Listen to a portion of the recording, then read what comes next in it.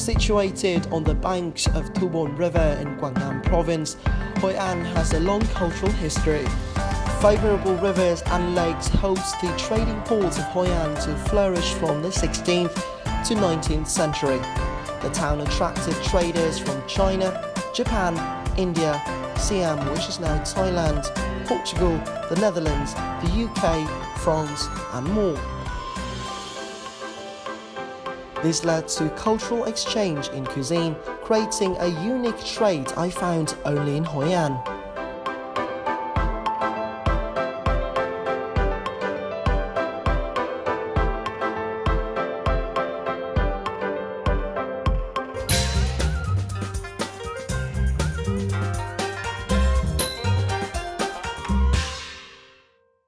Hello and welcome to Fine Cuisine.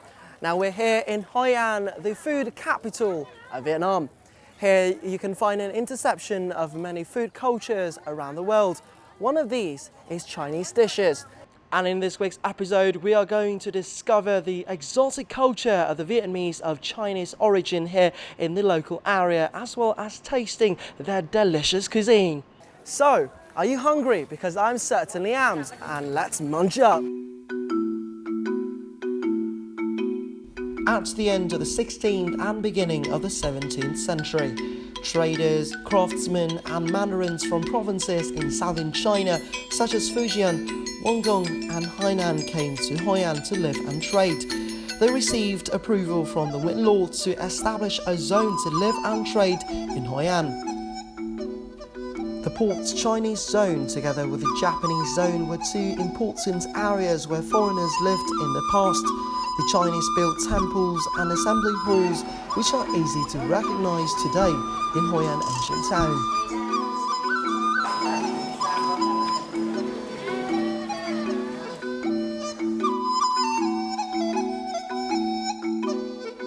Hậu Quán là cái nơi tụ tập bà con người Hoa trước đây đi buôn bán, đi từ Thiền Bường về đến Hội An, có nơi để nghỉ ngơi. Từ khi mà nền du lịch nó phát triển thì tổ cho Quảng Đông nó cũng vươn lên, thì các vị khách du lịch thường hay ghé tới. I came to Fujian Assembly Hall, one of the 5 assembly halls of Hoi An ancient town. This is the biggest and the most well-known hall to tourists here. We, a member of the hall's management board, told me many interesting things about the Chinese in Hoi An.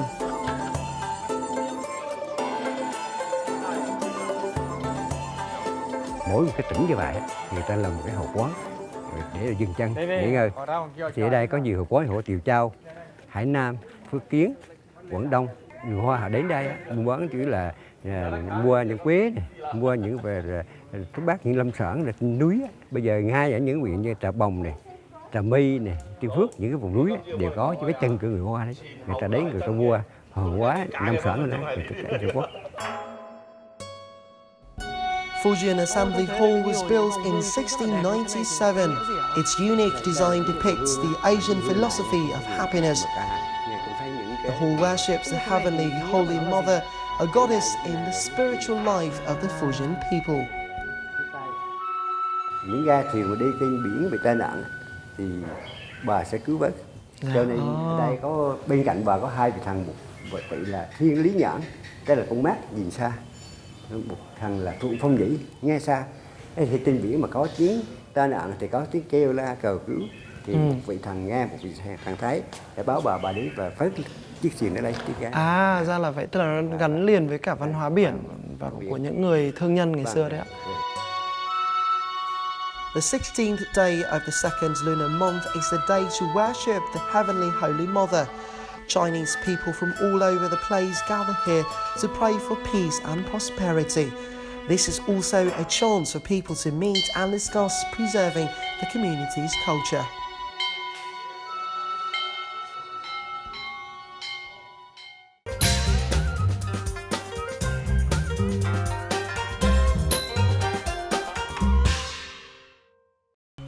There is a saying, Hoi An 100 dishes, 100 delights, which means every dish in Hoi An is amazing.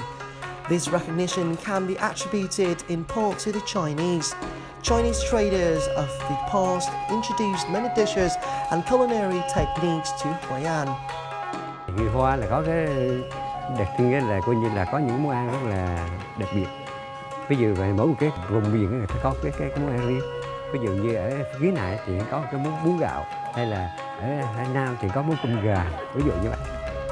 With a long history of rich and diverse cuisine, along with the varied local ingredients, the Chinese created their own unique dishes, which later became the typical dishes of Hội An.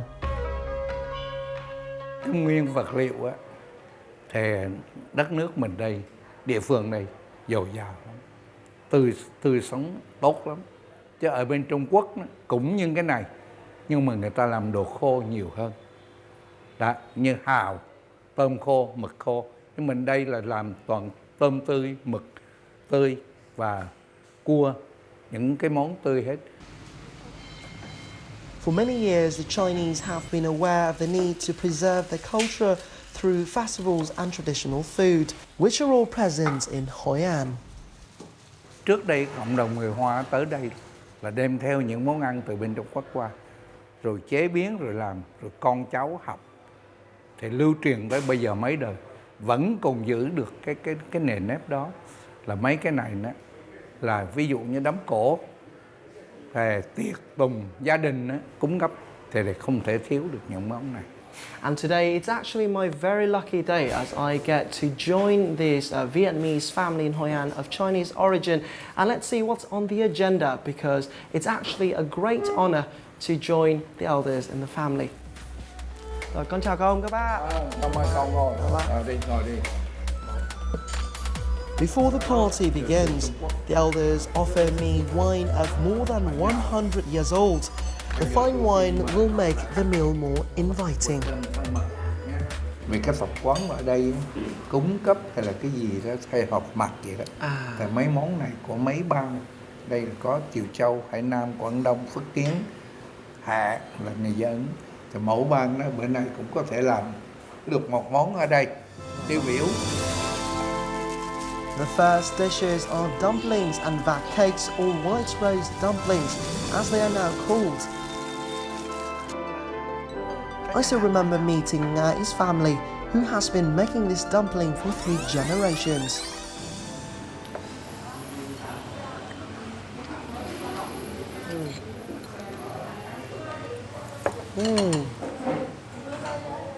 What I just ate, which is absolutely yummy, is a archetypical signature dish of Chinese cuisine, and it's exactly how the cuisine has been able to make its mark around the world.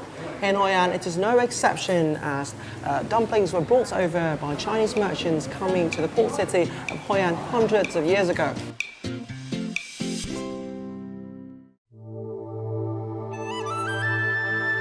Trần Tuấn Ngãi is the 3rd generation in his family of dumpling and vat cake makers in Hội An. The cake was created by Ngai's grandfather 130 years ago, using local ingredients. At that time, the dish was made only for his family meals, festivals and gatherings.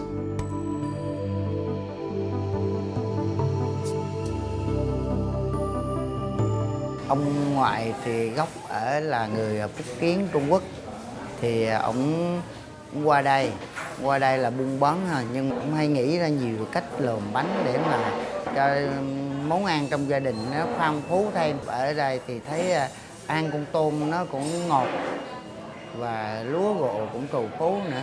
Mình thử ra nghĩ ra làm bằng xay cái bột này xay cái bột gộ thành ra là bột hòa với nước á, là để nó lám xuống và cái sốt là đổ hết. Và khi đó là họ gọi là tinh bột gạo. Cái nhân của nó là khi mà mua tôm đất về á, là lọc, có cối và chài hồi xưa á, là giỏ và gọi là nhân. Dumplings and vat cakes have become dishes not only for family meals, but also a specialty in restaurants and hotels. Ngai opened White Rose restaurant in Hội An many years ago with the hope of introducing the traditional dumplings to more customers. Foreigners looked at the dish and gave it the name White Rose.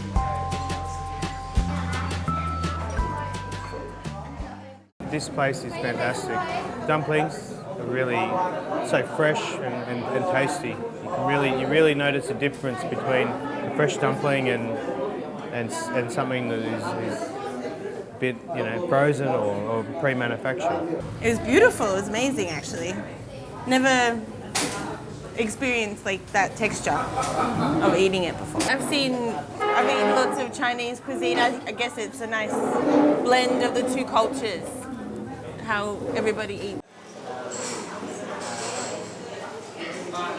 Rodi Powell's from Belgium also experienced making dumpling cakes.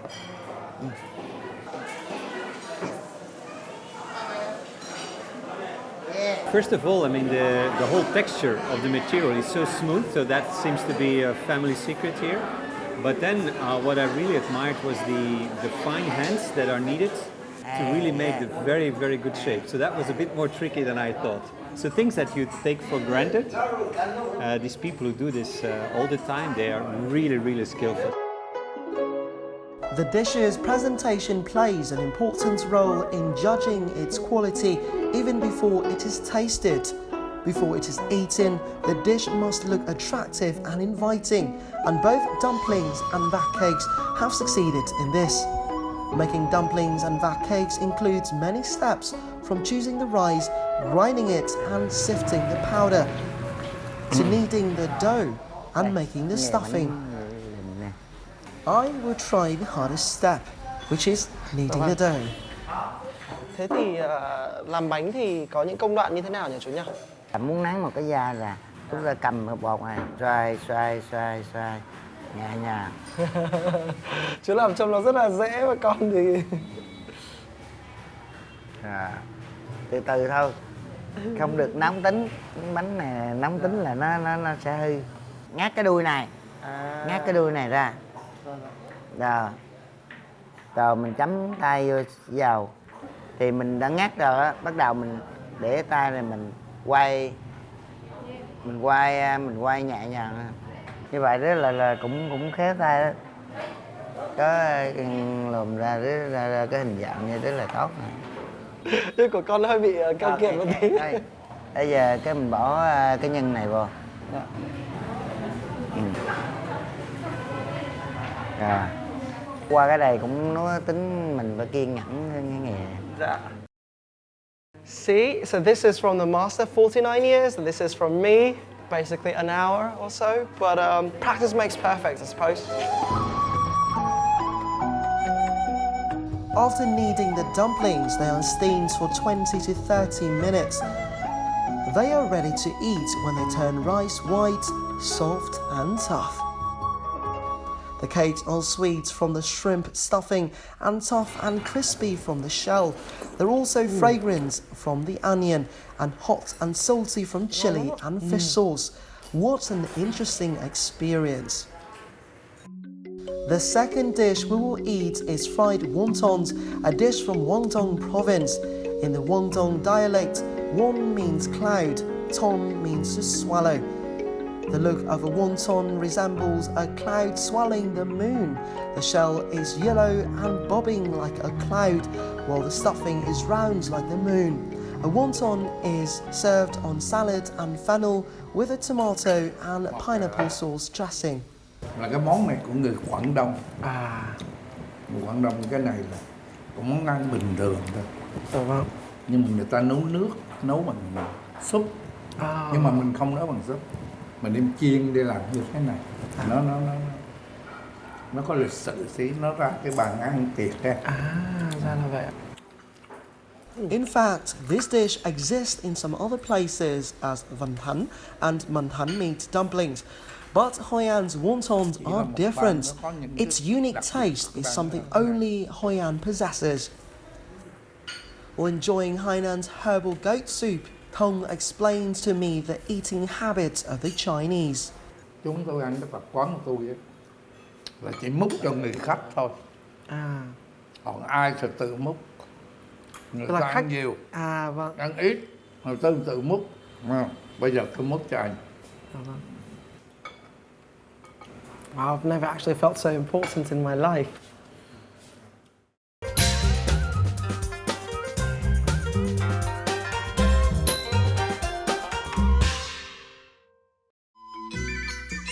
Noodles are an important traditional food of Asia in general and of China in particular. Whether round or flat, noodles express a wish for longevity and luck. For families of Chinese origins in Hội An, making noodles is difficult. Instead, most of them use dried noodles to cook. Cái mì tóc đó, tôi đem đi tôi luộc đi, mà đừng lâu quá là cái mì nó lụng lắm. Xong xuôi đem ra vớt ra, xối nước lạnh để cho nó khỏi dính. Trong cái con mì nó bỏ muối hay nó bỏ gì, nó sơ chế cái rang mà nó cũng mặn lắm. Mình mà không dội nước kỹ á, là mình bỏ vô trong nồi nước mình nó mặn. Noodles can be served in a number of ways. They can be eaten in meat and vegetable soup, mixed with meat or fish, and with broth or sauce.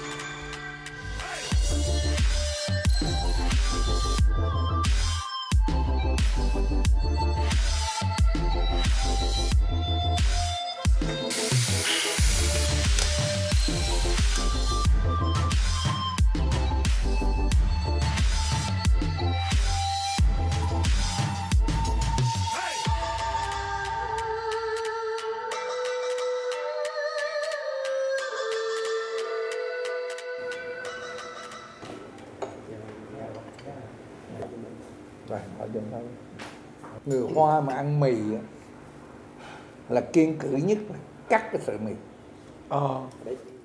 Đó là thọ. Trường thọ. Cái sợi mì nó dài thế này á, tức là trường thọ. Thấy không? Tức là khi ăn là mình phải ăn hết cái đến đuôi. Chắc nhiều khi mình lấy lên á, mình thấy dài quá đó, mình lấy rồi cắt không được đó nghe. Vâng. Kiêng cữ cái nó. The next dish on the tray is khao yuk, a famous dish from Guangdong. According to elders here, making this dish is extremely complex. Khao means steaming to soft, yuk means meat. The name khao yuk can be understood as well-steamed meat. The main ingredient of this dish is roasted bacon. We also use Indian taro, water morning glory, red soya, cheese, and spices such as onions and garlic.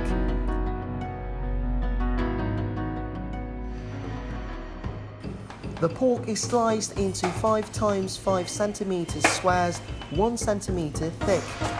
The slices should not be too thin, or they will be crushed or fall apart, or even collapse while steaming.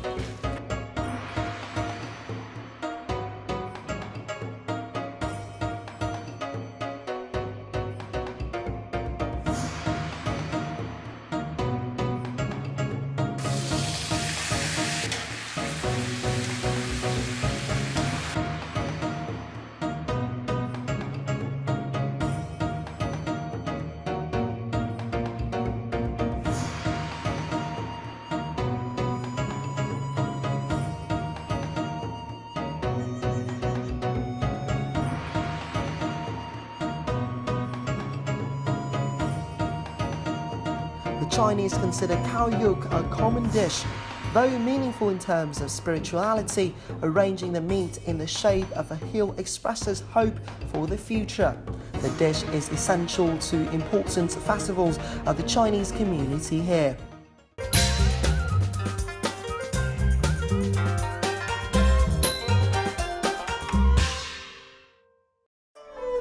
One important dish for people from Fujian is stir-fried vermicelli. At every special family occasion, such as death anniversaries and worship ceremonies, the dish is a must-have. Cái món bún đậu Phước Kiến á, là hầu như là nấu những cái dịp cúng tế lễ, kể cả cái mâm cơm cúng ông bà ở nhà nhỏ nhỏ đó, là mấy chị cũng phải nấu cái món này. The dish is elaborately made with many ingredients such as crab, shrimp, bacon, onion and dried vermicelli. We can see that Chinese people use mainly dried vermicelli noodles. These ingredients are ordered from Ho Chi Minh City, where there is a big Chinese community in Vietnam. Từ khi vô đây á, là các vị cao niên, những cụ ông mà như Bác Thông á, là cũng biết được ổng bày, ổng cái thí dụ nấu những món ăn đó là sao rồi mấy bà làm cho mình thấy. Cái từ đó đến giờ là các cụ bà đó là cũng yếu rồi, là không làm nữa. Đến những ngày mà cúng tế lễ là chúng tôi cũng phải lăn vô trong bếp.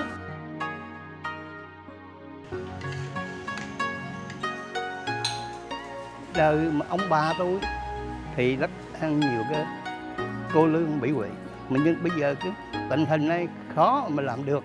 Thỉnh thoảng có cái tiệc tùng gì ở nhà hay là ở hậu quán thì nhờ những người đầu bếp làm như vậy, chứ thường ngày chắc họ cũng không có ai mà làm ra để ăn.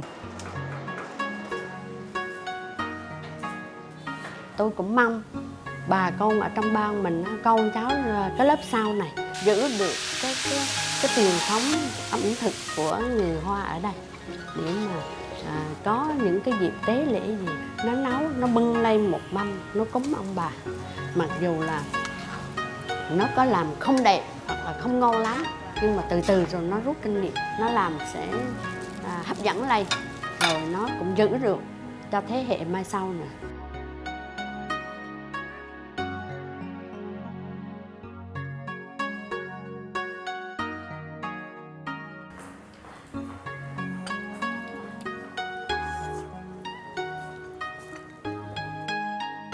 The final dessert is mung bean sweet soup. I'll tell you a story about two women I met on this journey. Let's see how their story is connected with the dish I have here.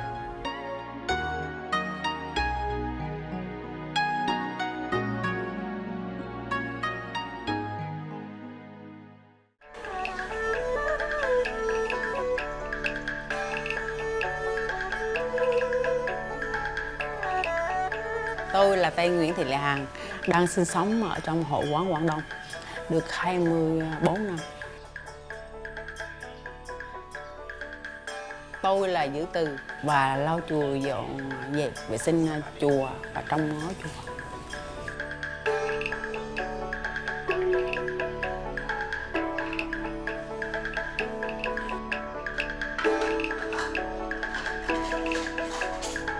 Tôi là tên Nguyễn Thị Bưởi.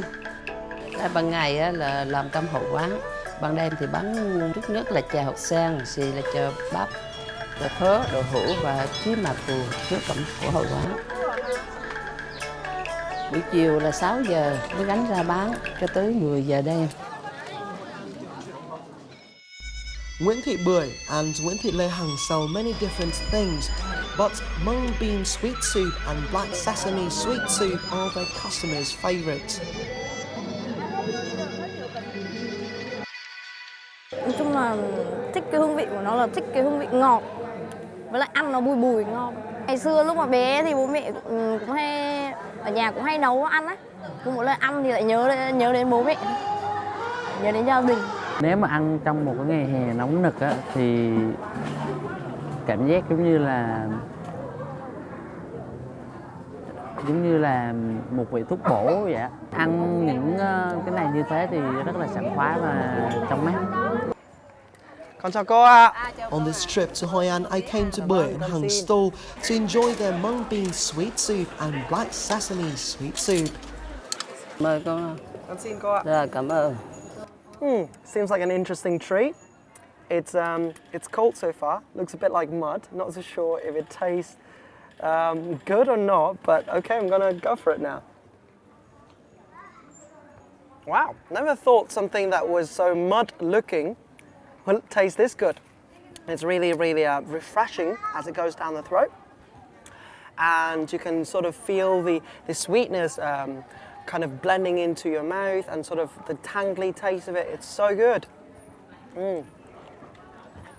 Ngon quá. Black sesame sweet soup was called chima fu. Chima means black sesame, fu means crushed. The name tells us the main ingredient is black sesame. The others are rice powder and sugar. Mè mình ngâm nước lã, xong rồi mình vò sơ đi và mình để ráo trong vòng nửa tiếng đồng hồ. Xong mình bắt chỗ lên nóng, mình khuấy sơ cho vàng xong rồi mình để nguội. Bỏ vô máy xay mình xay. xay sinh tố mình xay. Ngày xưa thì xay bằng cối xay, bây giờ là không có cối xay nữa, xay sinh tố. Xay máy xay đó rồi bỏ vào bắt lên bếp nấu xong bỏ lên đường. Đường xong là mình bỏ thêm một ít bột gạo vô bên trong. The simple way of cooking is what Bưởi and Hằng learns from the Chinese elders in their husbands' families, since this dish comes from China. Hằng says that at family feasts during Tet and other gatherings, the dessert is a must. It's not only delicious but also good for your health. People in Guangdong call mung bean sweet soup tàu xá, but its original name is lục tàu xá, which means crushed mung beans. The ingredients are mung beans, tapioca, dried tangerine peel and refined sugar. Cooking mung bean sweet soup is simple. Mình mua về đậu xanh là mình ngâm với nước sôi, xong rồi mình để mềm cái mình đi nấu. Nó bắt lên mềm xong rồi mình bắt lên bếp đó, mình khuấy cho nó nhuyễn hết ra.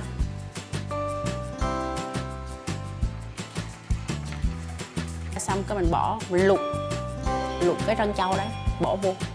Mình sắc ít bỏ quýt, bỏ vô nữa. Và một ít đường nữa. Mung bean sweet soup is different from green bean sweet soup as it contains tangerine peels. The peels must be taken from fresh tangerines to give the soup a pleasant smell. Người Hoa rất quý cái món lục tàu xá. Ý là đi đâu làm mệt, người ta mệt mỏi rồi là từ sáng tới trưa là làm một chén lục tàu xá nên làm cơ thể mình khỏe ra. Nếu mình nấu đậu xanh không thì chè đậu xanh, rồi mình bỏ quýt nó vào trong đó, nó tăng thêm cái độ thơm của chè là nó ngon và làm cơ thể mình mát ra.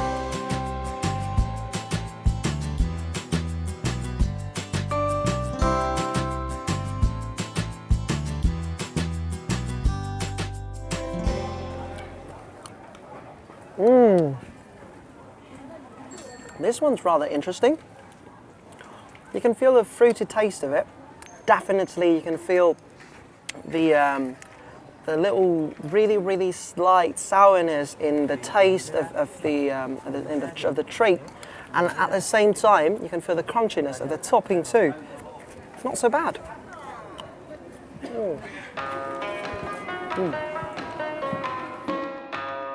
Dishes such as white rose, dumplings, wontons, black sesame, sweet soup and mung bean sweet soup were brought to Hoi An by the Chinese long ago. Over time, they have become a part of Hoi An, and whenever people mention Hoi An, they think fondly of its cuisine.